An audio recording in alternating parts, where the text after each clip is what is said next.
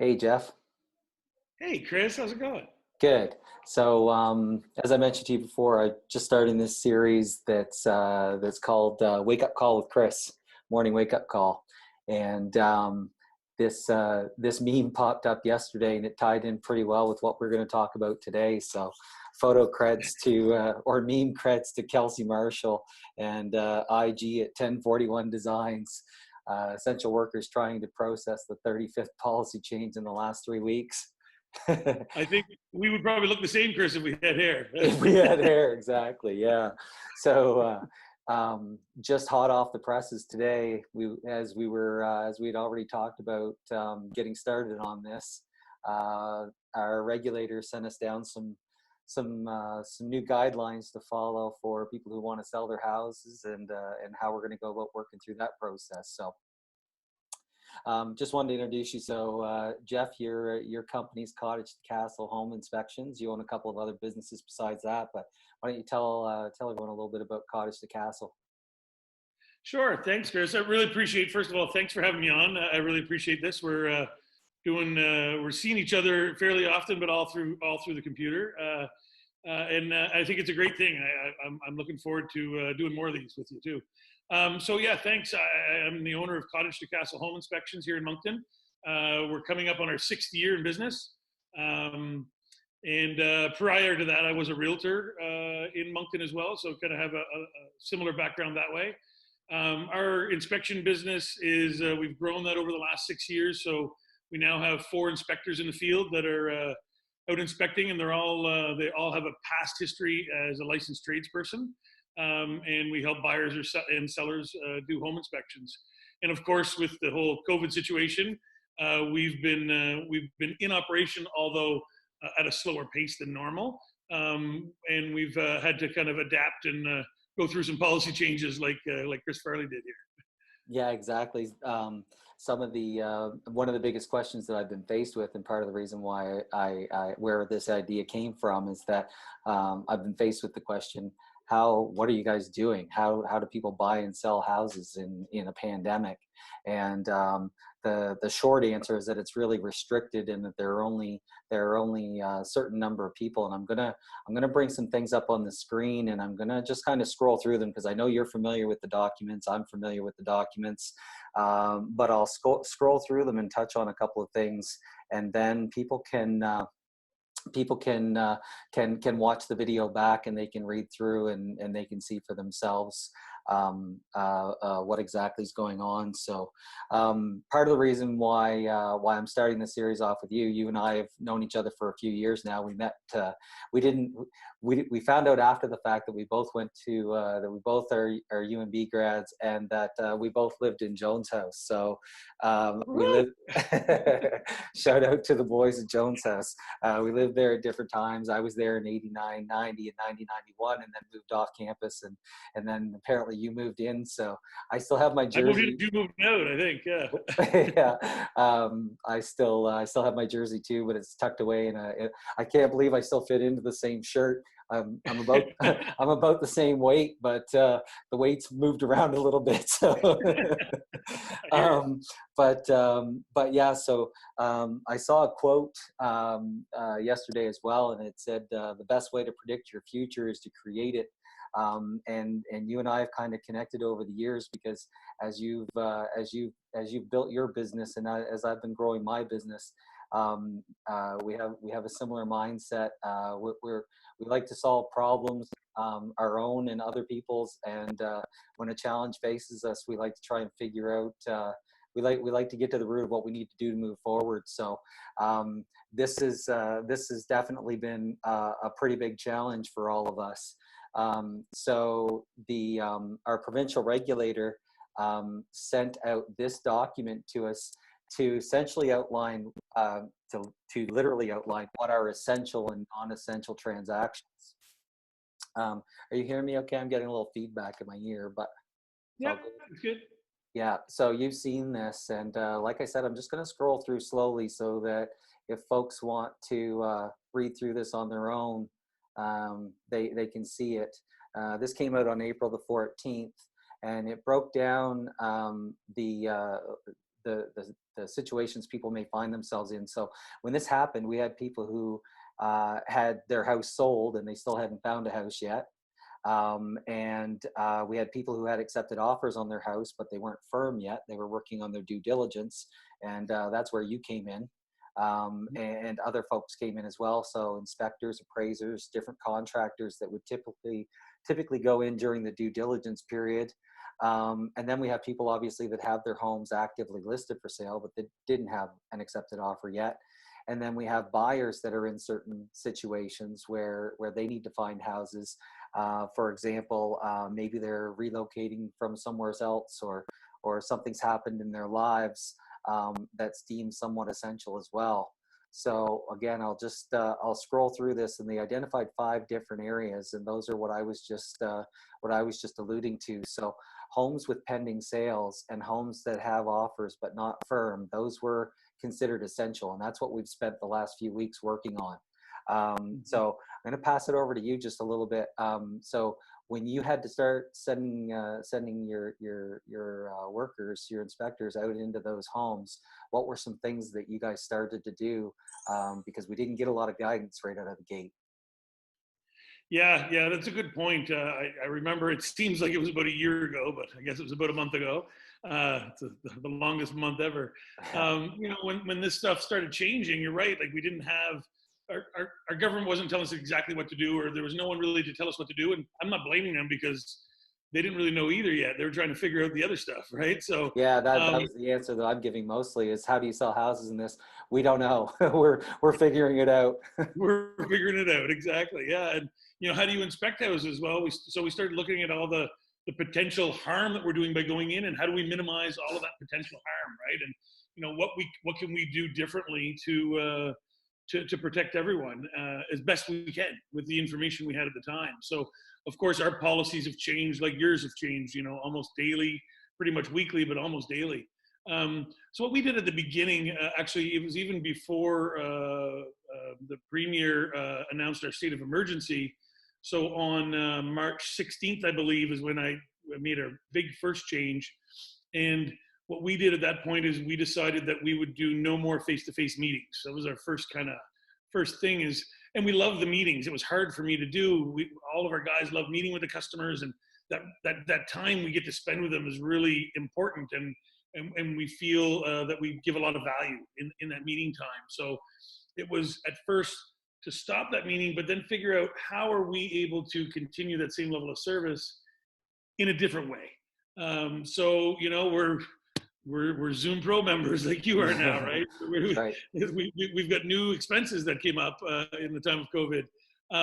So we searched out some new tools and new technology to do that with, and it's been a little bit bumpy at first until we get our feet under us, but it's been really good, and the customers are really enjoying it. They're really happy to know that we're taking that step and making those changes to protect them and our communities and our families. So that was the first big thing, and then we started throwing in other things like wearing our gloves, and then we realized, well, not just wearing gloves is important. You have to know how to wear them and when to take them off and all the rest of it. So there's a whole procedures that go along with gloves, and then sanitization and your tools. And so we have a big long document. I won't go into all of the details now, but we certainly have a sanitization document that I shared with you that our guys are following. My next step is actually to do kind of a video how-to thing for the guys, just to make sure that they really understand what we're doing that way. But so we've minimized that now. I didn't go into it, but we certainly asked everyone, especially the owners of the home, do they have any symptoms of any flu or cold, or have they traveled? Used to be internationally, and now have they traveled outside the province in the last 14 days? And we've got new protocols with our own staff that we make sure that they inform us of any changes to their health, or if they come in contact with anyone, they're to notify us immediately so that we can make any changes or take them off the roster if that's the case. Unfortunately, we haven't had to do that with our company, and we've been continuing along under those rules. So yeah, what we've done is we send out an email to the buyer's agent, the seller's agent, which we ask that it gets sent directly to the sellers, as well as our clients. So everyone knows it's all the exact same verbiage so everyone knows what we're doing and how we're handling this. And really, Chris, the feedback, and I'm so happy that I'm living in New Brunswick. Really, and I always am. But in this time of COVID, I think we're doing some things really well. Um, and all of the realtors that we deal with and all of our customers have been so open to our changes and appreciative of what we're doing, that it's made all those late 2 o'clock in the morning nights stressing and trying to write new protocols worth it. And we're having people that call us and say, I haven't traveled anywhere, I haven't left my house, but I got a little sniffle last night, and I wanted to let you know before you come in our house. And that's the openness of communication that we need in this time, right? And it's very, very nice to see, and really grateful to be a New Brunswicker, really. Yeah, and that's part of why we're starting this now. Is it looks like we're likely going to be one of the first provinces that's going to start trying to resume business, and it's not going to be business as usual. So property showing acknowledgement. So now our provincial regulators come back and told us that this is not, we don't have a green light yet, and they've given out protocols for who they want us to be working with and how they want that to go. And so only essential transactions are to be happening, and we've talked about what some of those are, and those were in the previous document that I put up.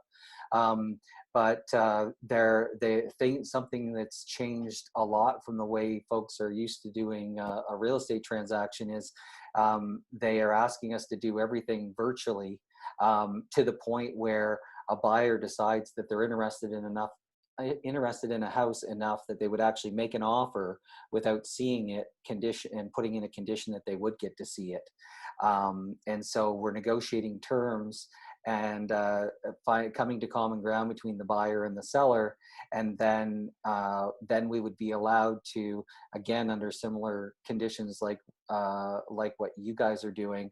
The house needs to be vacated. We need to ask all those proper questions leading up to it, and then we would get to take a buyer in. The buyer would be able to look around, confirm that they do like the house enough to proceed, and then we would move on to the due diligence period of getting financing approval, doing the home inspection, and all those things. The actual financing approval, not a pre-approval, which is something that we would typically have anyways. So those are the ways that we're trying to resume business. And right now we're still only allowed to do that in what's deemed essential situations.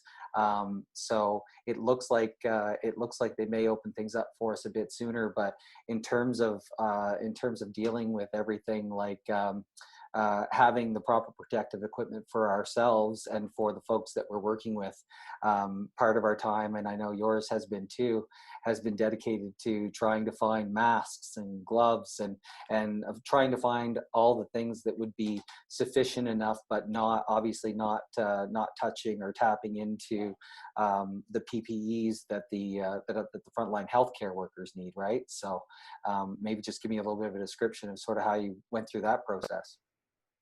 Yeah, exactly. That's a great point. It's what do you do? They're telling you to wear masks, but we shouldn't have a mask, because if we have an N95 mask, that should be going to the hospitals, right? So, to be honest, I didn't go out and even look for N95 masks. When I knew about that, if I had any here, I would have donated them right away. So but I have sourced out some civilian masks, they're called, which have a charcoal filter in them, and they'll do a job to protect the people's homes we're in. And really, you have to understand what the mask is all about. We're wearing a mask. It's to make sure that if we're maybe asymptomatic and we're not showing any symptoms, but we have that virus, that we're not spreading that in the house. So it's really to protect the people's houses that we're going in, and not protect us. So we're wearing it for others' protection. Right, and that actually makes an important point that we should touch on, is that the acknowledgement or the forms that we're having people to sign, those in no way guarantee that somebody isn't carrying the virus but is just asymptomatic. So these aren't waivers or anything of that sort, or they're not guarantees.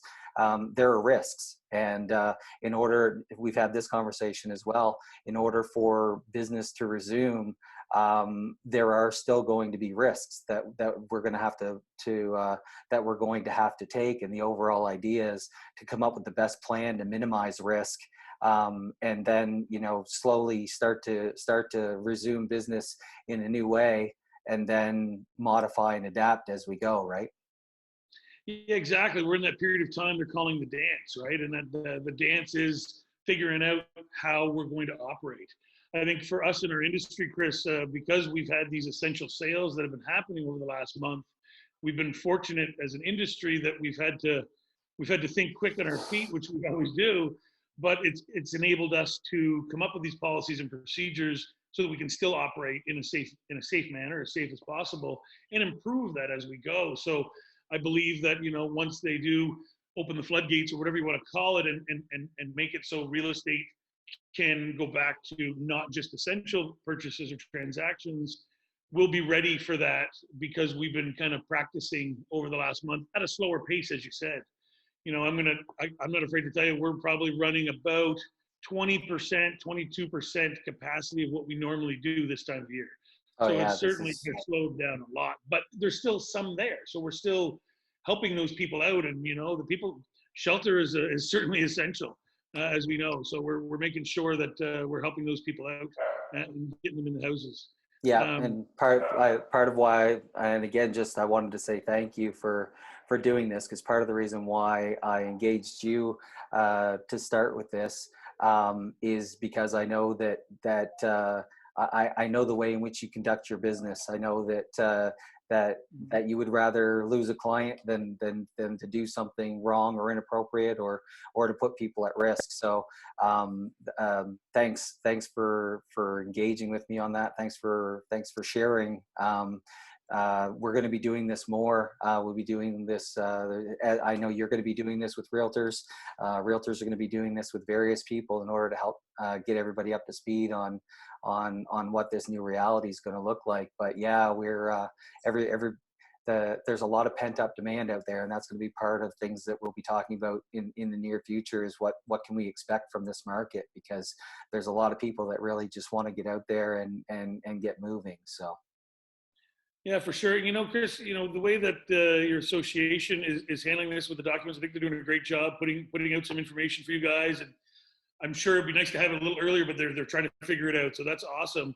When you talk about the way that we should be proceeding with purchase and sales, and putting your offer in and then going to see the property, it makes me think about sellers inspections again, right?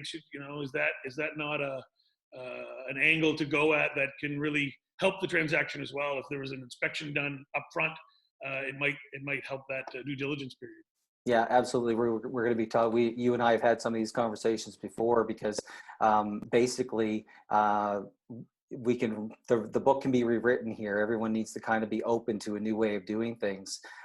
So yeah, traditionally inspections are the responsibility of the buyer, but if the sellers want to streamline the process as much as they can in order to encourage buyers to put those offers in before they even see the property, having those inspections on hand up front.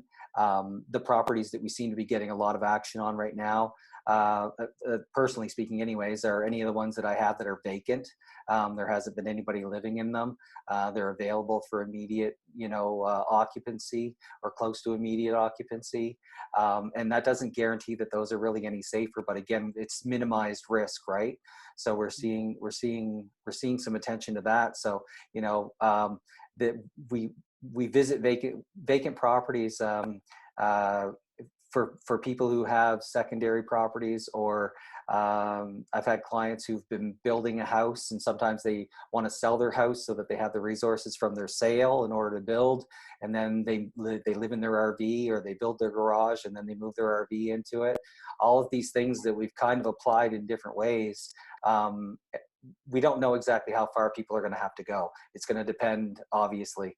But yeah, we're thinking that far down the line. You know, what happens if we get a month or 2 months? What if they start to loosen restrictions and then put them back on again? Because the economy and the financial impact that's going to play out. That's going to happen, and housing is going to be affected. I think that's one of the reasons why we're likely going to see our industries, all of the indirect and direct housing related industries, those are going to be some of the first things that are looked at. I mean, some of it's already deemed essential, and we saw the list of situations where where it would become essential. But yeah, we're already seeing it in our country and abroad, where people are starting to get impatient. And yeah, so I won't go down that road. We'll save that for another day. But so yeah, I'm not sure if you had anything else you want to add. I think we've probably covered off the majority of what I wanted to cover today, which is just to let people know sort of who can buy and sell real estate right now, and what are the restrictions that are placed on that, or the limitations that are placed on it. So.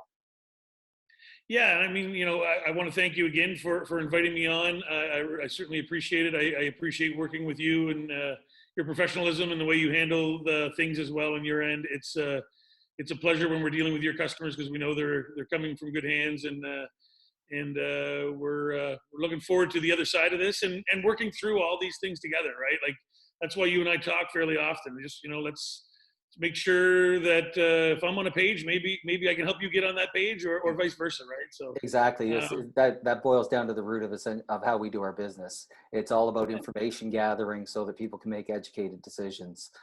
We facilitate, we find information, we share our experiences, we give them options, and they make an educated decision. So that's we work hand in hand in that, along with all of the other industry partners that we work with, whether it's lenders, lawyers, tradespeople, all of that. So yeah, no, thank you for that. We both were at Jones House and at UNB. I didn't do my education degree, which you did, but that was my plan. Yeah. And we're still teaching today, Chris. Yeah, I'm getting to put my biology minor to through a bit of a workout as well. So yeah.